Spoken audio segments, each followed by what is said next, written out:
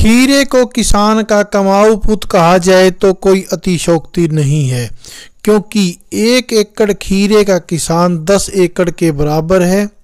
चाहे वह खर्च की बात हो, चाहे वह मेहनत की बात हो, या फिर आपकी आमदनी की बात हो। अगर आपने पॉली हाउस, नेट हाउस या फिर इस प्रकार के किसी भी उसके अंदर अपनी सब्जी लगाई है खीरे की, तो आप जो है 10 एकड़ के किसान के बराबर हैं। आज किसान भाइयों हम खीरे की खेती के बारे में बात करेंगे। जैसा कि आप देख सकते हैं कि हम खीरे की फसल में खड़े हैं और ये जानकारियां आप तक पहुंचाने का समय आ गया है। सबसे पहले बात करते हैं कि नेट हाउस या पॉली हाउस में खीरे की आमदनी ज़्यादा है या सिंपल ज़मीन पर। किसान भाइयों जो अगर नेट हाउस या पॉली हाउस में खीरा लगाया जाए उसकी आमदनी आम सिंपल ज़मीन से कई गुना ज़्यादा है। कुछ किसान भाइयों के कमेंट आते हैं कि नेट हाउस किस प्रकार से लगाएं, उसके लिए बताएं तो मैं आपको बताऊं नेट हाउस के ऊपर सरकार जो है सब्सिडी देती है। पहले हरियाणा में किसान भाइयों 75% सब्सिडी दी जाती थी और अब जो है इसके अंदर 50% सब्सिडी सरकार के द्वारा दी जाती है। अगर कुल नेट हाउस की कीमत की बात की जाए तो लगभग ये आपके 9 लाख के आसपास पड़ता है। और अगर इसके अंदर आप पहली फसल की सब्सिडी छोड़ देते हैं तो आपका जो है नेट हाउस आपको लगभग 5 लाख 5.5 लाख रुपए में पड़ जाता है। इसके बाद बात करते हैं किसान भाई इसके अंदर खेत की तैयारी की। जो आपका नेट हाउस है, अगर आप इसके अंदर खीरा लगाते हैं या फिर आप सिंपल खेत में भी लगाते हैं तो दोनों का तरीका एक ही है।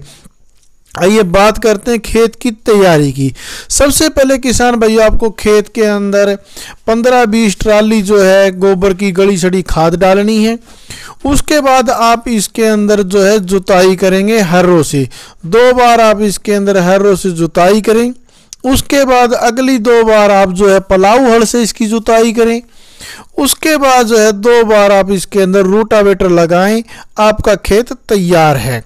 इसके बाद आप इसके अंदर बेड बना सकते हैं, लेकिन बेड जो है आपकी संख्या के अनुसार आपके ऊपर निर्भर करेगा कि आप कितने चौड़े बेड बनाते हैं। कुछ लोग 45 बेड बनाते हैं, कुछ 50-55 तक भी इसके अंदर प्रत्येक एकड़ में बना लेते हैं।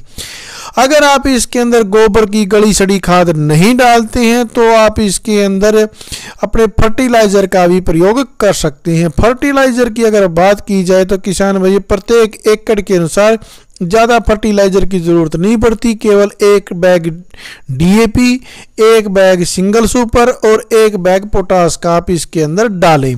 इसके बाद अगर कोई जिंक या फिर सल्फर वगैरह आप डालना चाहें तो डाल सकते हैं, ज़्यादा ज़रूरत पड़ती नहीं, क्योंकि इसके अंदर जो है माइक्रो न्यूट्रिएंट देने होते हैं और वो जो है आपके पानी तथा स्प्रे के माध्यम से दिए जाएंगे। जब आपका खेत के अंदर आपने इतनी खाद डाल करके लास्ट जुताई कर दी तो आप इसके बेड बना लीजिए। बेड बनाने के बाद किसान भाइयों आप इसके अंदर बीज लगाएंगे। बिजाई के लिए आप जो है इस प्रकार से इसके अंदर मल्चिंग करके, मल्चिंग के बाद इसके अंदर सुराख करके उसके अंदर बीज लगा करके भी बिजाई कर सकते हैं।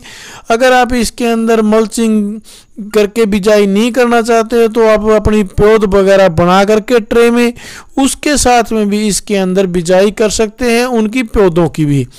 अब बात आती है किसान भाइयों बीजों की संख्या की। बीजों की संख्या किसान भाइयों इसके अंदर सर्दी में 8 से 10 हज़ार बीज लगाए जाते हैं और गर्मी के अंदर इसके अंदर 10 से 12 हज़ार बीज लगाए जाते हैं। और अगर आप अपने अनुसार इसके अंदर बीजों के रेट वगैरह के हिसाब से चुनाव कर सकते हैं। वैसे मैं आपको बता देता हूं कि खीरे का जो बीज है उसका रेट 1 रुपये प्रति बीज से लेकर के 9 रुपये प्रति बीज तक अच्छी क्वालिटी के बीज आ जाते हैं। उसके बाद अगर आप और भी अच्छे लेना चाहें तो 15 रुपये प्रति बीज तक भी खीरे के बीज मिल जाते हैं। इसके बाद बात करते हैं किसान भाइयों कि आप इसके अंदर फिर खाद और स्प्रे वगैरह क्या कुछ करना होता है। सबसे पहले जब आपकी पौध उग जाए तो इसके अंदर जब 3-3 पत्ती का आपका खीरा हो जाए तो आप इसके अंदर जो है अपना फंगस के लिए दवाइयों का प्रयोग शुरू कर देंगे और वो देनी है आपको ड्रिप सिस्टम के माध्यम से, क्योंकि इसके अंदर फिर पानी और ड्रिप से और स्प्रे से ही सारे खाद वगैरह देने पड़ते हैं। अगर इसके अंदर खाद की बात करें तो किसान भाइयों ज़्यादा खाद इसके अंदर यूरिया वगैरह नहीं देना पड़ता। इसके अंदर देना पड़ता है NPK 19-19 और आपका 52-0-34 इसके प्रकार के जो माइक्रो न्यूट्रिएंट्स आते हैं वो आपको इसके अंदर देने होंगे। इसके बाद इसके अंदर किसान भाई अगर बीमारियों की बात की जाए तो इसके अंदर कौन कौन सी बीमारियां आती हैं। ज़्यादा बीमारियां खीरे में आती हैं 2 प्रकार की। पहली प्रकार की बीमारी आती है किसान भाई उसके अंदर जो है आपकी ज़मीन के अंदर से आती है, जो जड़ों में फैलती है, उसको फंगीसाइड बीमारी कहते हैं।